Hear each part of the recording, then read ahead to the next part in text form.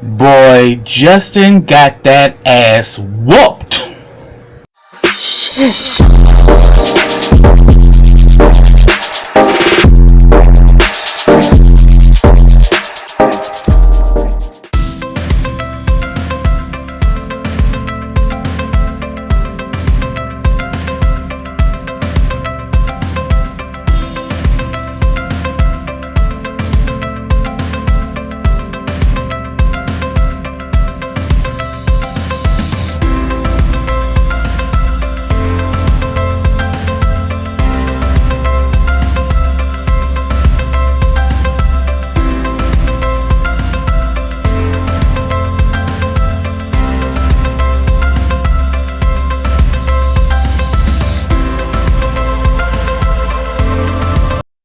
Hey, what's up everybody? Welcome back to KRSTV. This is your boy Kenny.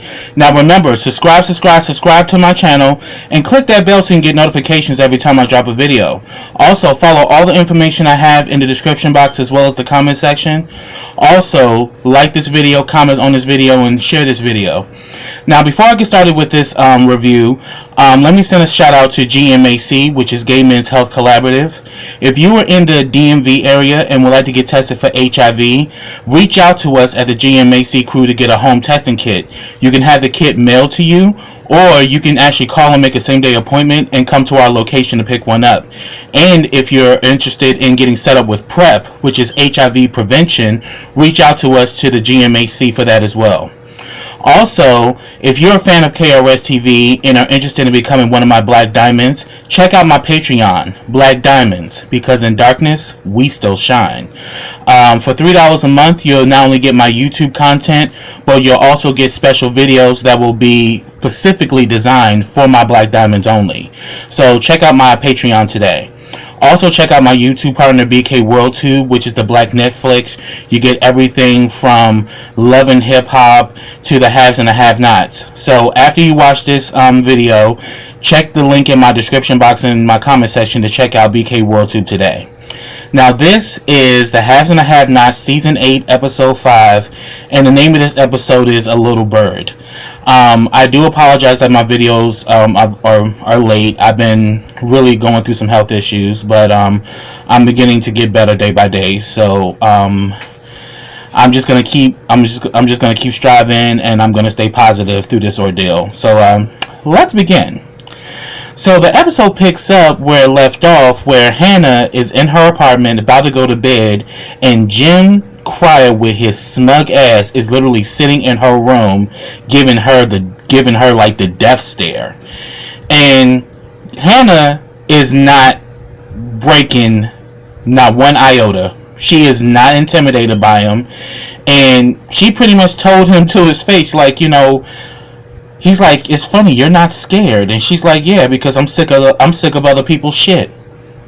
And trust me, Hannah, I am with you on that 100%. And he says that, you know, well, if something were to happen to you, like if you were to die, that POA would be useless. And she was like, yeah, and if I die and it's in my will, my children will have POA. So she literally let his ass know, it's in my will. If anything happens to me, whatever I possess goes to my kids. And he's like, well, it's not your money, Hannah. I'm like, it don't even matter, boo-boo. If she literally can take everything that Catherine owns and put it in her own name. And you don't think Benny and Candace won't do that shit? Please. But then she tells him, you need to get the hell out of my house, and if you do this shit again, I'm gonna blow your brains out. And unlike your son, I won't miss. And I was like, Hannah, you are really starting to get cool points with me, because since she's become power of attorney, she is no longer this, you know, she's no longer giving me this step and fetch it attitude. I'm getting that more from David than I'm getting that from Hannah now. Like, Hannah has found a new sense of power and has found a new strength within herself, and she ain't playing around. And then she says, oh yeah, and they will be real bullets. I was like, yes, Hannah, do that shit. So then, after he leaves, he calls Don. Don is one of Catherine's accountants, and they shady as hell. So pretty much, he tells her that Jim tells Don that Hannah won't sign it over or whatever, and I will put her in a body bag, but her family's being protected by the Malones. Little does he know. And then all of a sudden, he starts flipping it on Don, and he brings up this guy named Lewis Miles. And he was like, "You remember Lewis Miles, don't you, Don? What you did to his estate, And pretty much, Don was like, "You mean what we did?" He's like, "No, you. Fraud and embezzlement. So you better get her," meaning Hannah, to cut me a check for $500,000, or I'm gonna expose your ass." And I'm like, see, Jim is still operating, because Jim is literally a sociopath. Like, dude, you don't have a bucket to piss in, and yet you're still operating as if you own the damn world. Like, seriously, something is wrong with Jim psychologically. Like, he really is this entitled, privileged white man who can't even smell the coffee. But when I saw that scene, I was like, oh, this motherfucker's tripping. Like, and that's the reason why she didn't leave you power of attorney, because she probably know you've been doing some grimy shit with our money. So then we go to the jail. Catherine is still talking with Gina and everything, and Gina is still definitely shooken up because she's worried about her children, and rightfully so, because her ex-husband is molesting her daughters.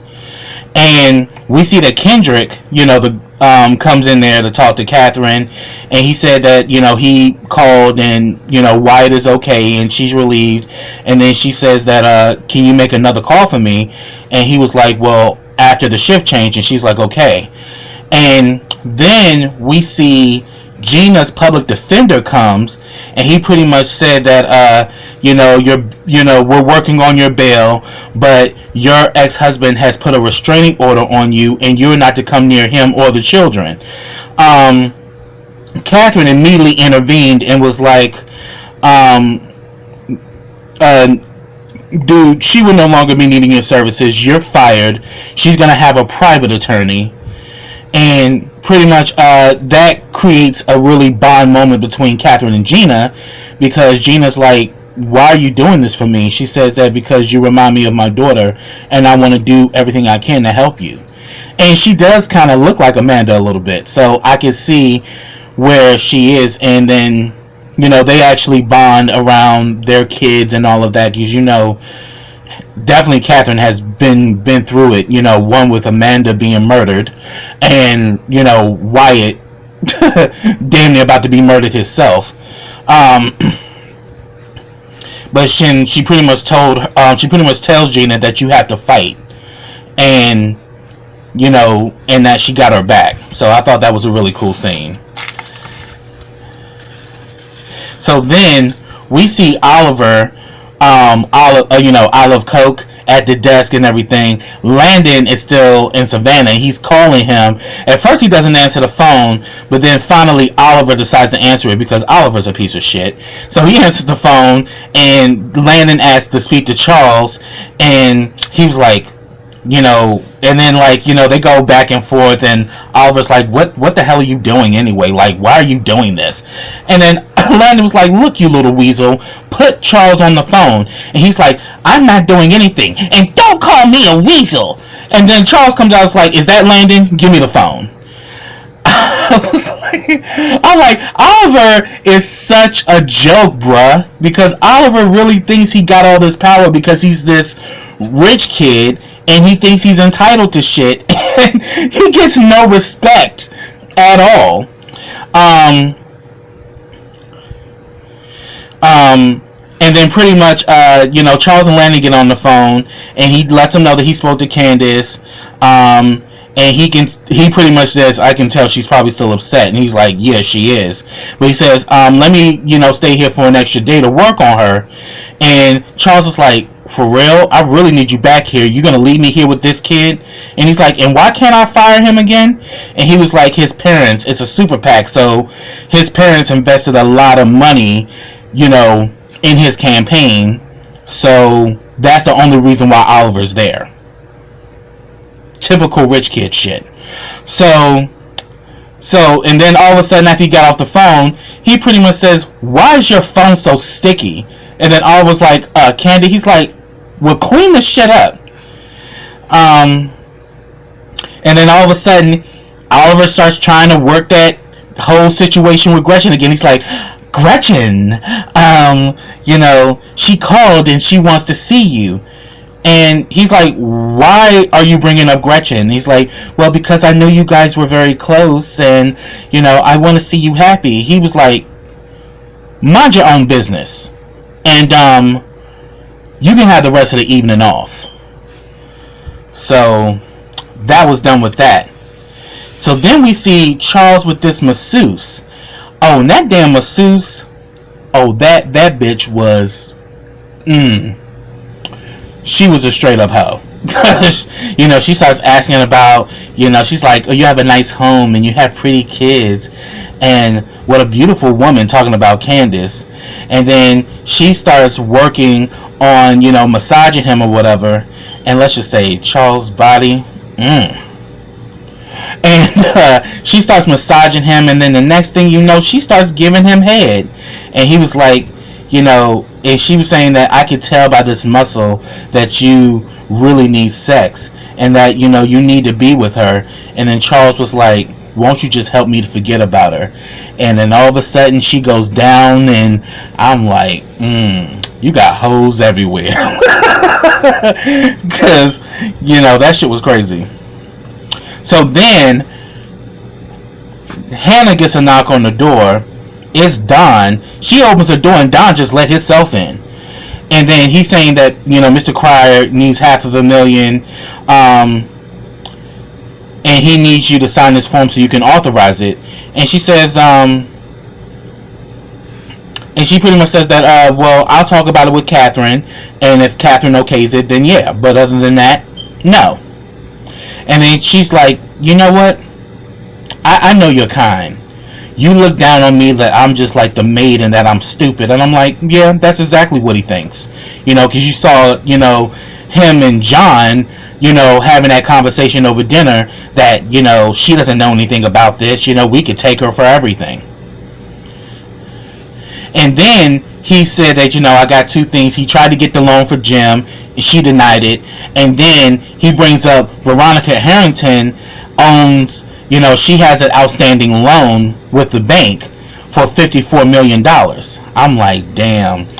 See, that shit is crazy, for her mental health facilities. Well, pretty much she's like, again, both of these issues, I will take it up with Catherine. He's like, well, when are you going to do that? When I talk to her. And she lets him know, the next time you knock on that door, you better not walk your ass up in my house. You wait for me to invite you in. And then all of a sudden she let him out. He's like, he lost his damn mind. Got the nerve to ask for $500,000 and Veronica don't pay her bills. I was like, I'm like, yeah, because Veronica's a stunt queen. Just like what's his name? Colby was talking about her dress that he saw that shit on the sales rack for $80, but she walking around acting like she's spending a lot of money on her shit. I mean, that shit was funny. Cause I was like, Hannah really is like really starting to get the real deal about what's really going on with rich people and how they live and navigate their lives since she's become power of attorney. So I thought that shit was interesting. So then we see Benny, Mitch, and Candace. They're at dinner, and pretty much, Mitch, Benny brings up, so what that dude talked to you about is about that president-elect dude. And then she's like, you know what, just let it go. I don't want to talk about it. Let it go. And Benny kept pressing it. But then she decides that she lets them know she has to go in the bathroom. And Mitch pretty much steps in. He's like, yo, Benny, you need to be sensitive to your sister. And he's like, I know my sister. I know how to talk to her. He's like, yeah, but you don't know her the way I do. I love her. And then Benny go with that damn threatening shit. Oh, really? You feeling my sister? Let me find out something went down. I'm like, bruh. Shit has been going on from under your nose for years, and you so damn stupid you don't even know it. Like, he been had your sister, and your sister been done had him. But it's definitely apparent that Mitch is in love with Candace. And, you know, it's to the point now where he can't hide how the way he feels. But then Benny all like, let me find out you did something with my sister. And then all of a sudden Candace comes back, and he was like, and pretty much, you know, they start talking, and all of a sudden Benny's like, so what you trying to say, huh? What you saying? And Candace was like, we're friends. Like, dude, are you serious? Like, she's like, let me tell you the truth about you, Benny. You're not the brightest bulb. You're a little slow. And I'm like, it's about damn time somebody told this fool the truth. Because he dumb as hell. But she says, but you do got street smarts. But outside of that, you not the brightest bulb, you know. and I just like, I was like, that was hilarious. And like, you know, Candace was like, because he again was some, let me find out something going on. I'm like, Benny, if you don't sit your dumb ass down, that been happened, bruh. And it happened right under your nose. And neither one of them told you shit. Like, that shit is crazy. So, finally, Oliver meets up with Gretchen because Gretchen is at the door with Secret Service because they won't let her in. And then all of a sudden Oliver comes out to meet up with Gretchen. He tells her that, you know, he doesn't want to see you. And she says, I told you that he didn't want to see me. You know, like, what the hell? Like, why are you doing this, Oliver? And Oliver's like, look, can we just get a drink to discuss this? You know, but trust me, just give me time. I will get him to see you. I will. And she's like, why are you doing this, Oliver? He's like, look, can we just go have a drink so we can talk about it? And she's like, why? You trying to get me to your place? And then Oliver's like, maybe. And she was like, well, hell, I'm horny. You'll do. Let's go. I was like, damn. I was like, Gretchen had me rolling. And then Oliver's like, what am I, chopped liver? I'm like, no, bro, you trash. You a cokehead piece of trash. That's what the fuck you are, Oliver. Ain't nobody checking for your dumb ass. And she's like, well, fuck it, I'm horny, you'll do. You just a dick. Let's go. Like, she don't care. And personally, I don't blame her because Oliver ain't shit. So, but that part had me rolling because she's like, yeah, I'm horny, you'll do. Let's go. Hell, if I can't have Charles, I guess I'll just settle for you. I'm like, that shit was funny. And then Oliver had the nerve to get mad. I'm like, dude, you're not on the hot to do list, bruh. Sit your ass down. But anyway, we get this scene with Veronica and Tanner.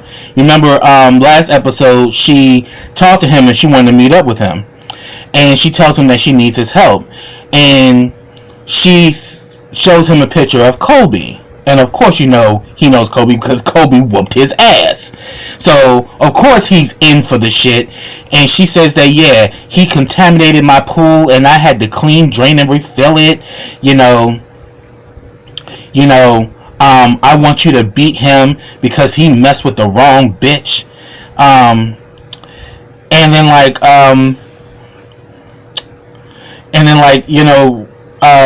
Tanner's like, what you trying to say? Are you calling me a bitch? She's like, no, I'm talking about me. And then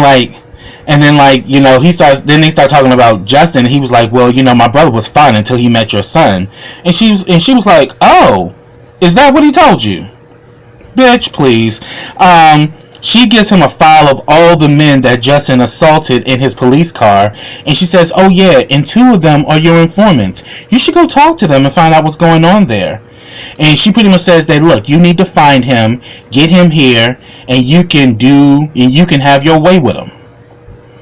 So Tanner's with it. So then Candace, Benny, and Mitch get back to the hotel. Landon is still there. And pretty much he's like, I want to talk to you, Candace. And then Candace is like, oh, no.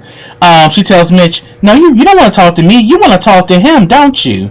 And he's like, don't worry. He won't make you piss in your pants like the other guys. I was like, oh, man, that shit took me back to when Candace, got Landon in the Artesian and got that big muscle-bound dude. He scared Landon to shit to the point that he pissed on himself. So that immediately took me back to that. I was rolling. I'm like, Candace, you shrewd, bitch, but I live for it. Because that was cute. And then all of a sudden, we see Landon and Mitch go back and forth. And he starts grabbing on Landon. He was like, yeah, I'm just trying to see how easy it'll be for me to throw you out of the window. You need to leave her the hell alone. And he's like, look, I'm here, because, he loves her. And then Mitch was like, I love her. And then all of a sudden, that damn Landon, because, Landon's a slut. Landon's like, look, I'm not even gonna lie, and I don't mean this in any disrespect, but you're one tall, sexy man. And Mitch was like, thank you. He's like, you're not offended? He's like, no, hell, a compliment's a compliment. I don't take it no way. I know that I like women, but hey, if somebody compliment me and say that I'm good looking, hell yeah, why would I get offended by that? And I'm like, I like Mitch's attitude about that, because a lot of men are so hyper, masculine, that they can't even take a compliment from another man without taking it the wrong way. Just because a man tell you that you tall and that you look good don't mean he want to fuck you. Just saying. Just putting it out there for all you ignorant motherfuckers out there. But he pretty much says that, would you like to have a drink? And Mitch was like, yeah, I like to have a drink. And then all of a sudden Landon's all scary and shit, like, I don't know, this must be a trap or whatever. And plus he knows that Mitch is a Malone. And Mitch let him be known, like, yeah, so if you know about the Malones, you know not to fuck around. But then Mitch was like, bruh, you said you wanted to get a drink. Now I'm thirsty. Let's go to the bar and have a drink. So he eventually goes into the elevator with him, but I'm like, Landon be with this shit, but Landon is so damn scary, it's ridiculous. So then in the room, you got Benny and Candace talking. Benny shows her the house that he wants to purchase, and he says it's expensive or whatever. And I'm like, Benny, you got you got all these millions, bruh. What the fuck is wrong with you? Like, Benny got all this money, but he got a ghetto mentality, clearly. But then he starts talking about, the girl that's messing around with Sandy. I can't think of her name right now. But yeah, y'all know, the girl that Sandy has been, stalking and threatening and shit. And he's pretty much saying that, she the one, And then Candace is like, you trying to smash her, ain't you? She's like, well, she's just like a little bird, and Candace is laughing. She's like, oh my God, you are really crushing on this girl. Like, seriously. I'm like, yeah, and maybe Benny can be the one that can save her from Sandy's old punk ass, because Sandy won't be able to handle Benny, but then Sandy got the Malones behind him, so, and Benny gonna protect family. So, Benny may be gambling with his life yet again by getting involved with her, but I think the two of them will make a cute couple though. So we just got to see how that's going to play out. So then we go back to Justin. Justin keeps blowing up Jeffrey's phone, and then all of a sudden he starts leaving messages like, Jeffrey, you need to talk to me. He's going to kill me. Like, please pick up, and all of this shit. And then the next thing you know, you see Tanner come in and he starts wailing on Justin's ass. He pulls him out the chair, starts beating and kicking him and all kind of shit. And that's where it ended. And I'm like, bruh, Justin, really? Like, dude, he probably knew you was calling Justin because he already done hacked your phone.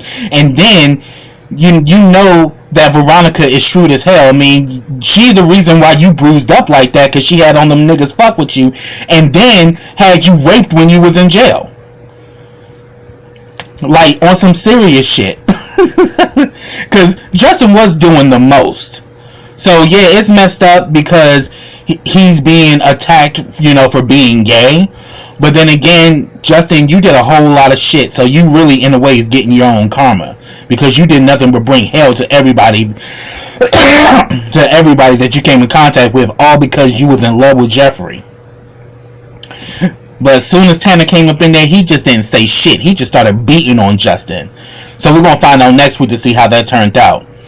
But that's what I have, y'all. Get down in those comments and let me know your thoughts about this episode. And if I missed anything, put that down in the comments as well. So until next time, everybody, take care.